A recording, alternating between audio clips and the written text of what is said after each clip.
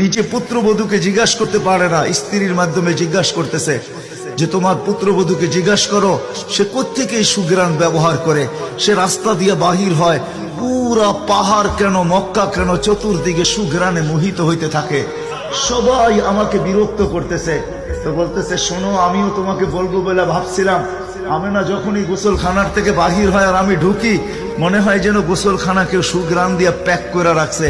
আমি জিজ্ঞাসা করব কিন্তু ভাবতে লজ্জায় জিজ্ঞাসা করতে পারতেছি না যে এক তো স্বামী হারা পুত্রবধূ, স্বামী নাই, বড় দুঃখী।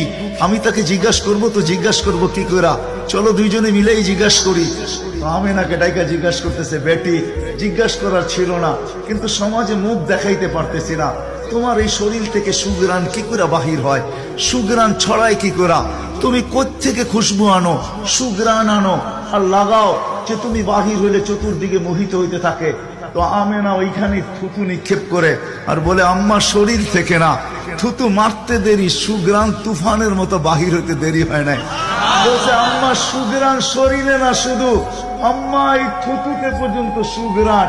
আম্মা এই সুগ্রাণ আমার না, প্যাকেটটা সুগ্রাণ, প্যাকেটটা। আম্মা বলার ছিলাম না, তোমরা বাধ্য করতেছো। যেদিন পেটে আসছে ওই দিন তো ঘরের দেওয়াল পর্যন্ত আমাকে সালাম দিতেছে, তোমাদের এই ফলনের বাবুর কণা পর্যন্ত আমাকে সালাম দিতেছে। আম্মা আমি বাহির হইতে দেরি, মেঘ উড়া এসে আমাকে ছায়া করতে দেরি করে না। আমি উত্তপ্ত বালুতে পা দিতে দেরি, মা ঠান্ডা হইতে দেরি করে হয় না। মা আমি উত্তপ্ত পাথরে পা দিতে দেরি, মা ঠান্ডা হইতে দেরি হয় না। আমি বাহিরে বসে থাকি, আকাশের তারাগুলা এসাকে আমার সালাম দেয়। মা যেদিন পেটে আসছে ওই দিন 12 জন রসুল এসে আমাকে সালাম দিছে। ওই রাত্রে আইসা মা আমাকে মারিয়াম, মা আমাকে আসিয়া, মা আমাকে উখতা মুসা কুলসুম, 3 জন এসে আমাকে মালা পড়ায় গেছে যে দুজাহানের বাদশা তোর পেটে চলে আসছে।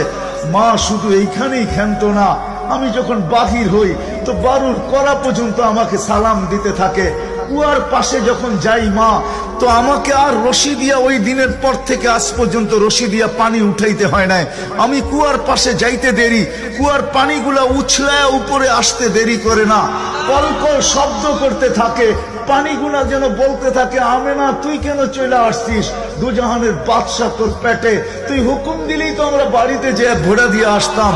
মা মক্কার মেয়েগুলাকে জিজ্ঞেস করো না, আমি কুয়ার পাশে যাইতে দেরি, মা এরা আমার হাতে পায়ে ধরতে দেরি করে না যে ফাতেমা, আমেনা তুই এখান থেকে যাইস না, তুই গেলে কুয়ার পানি নিচে চলে যাবে, আমাদেরকে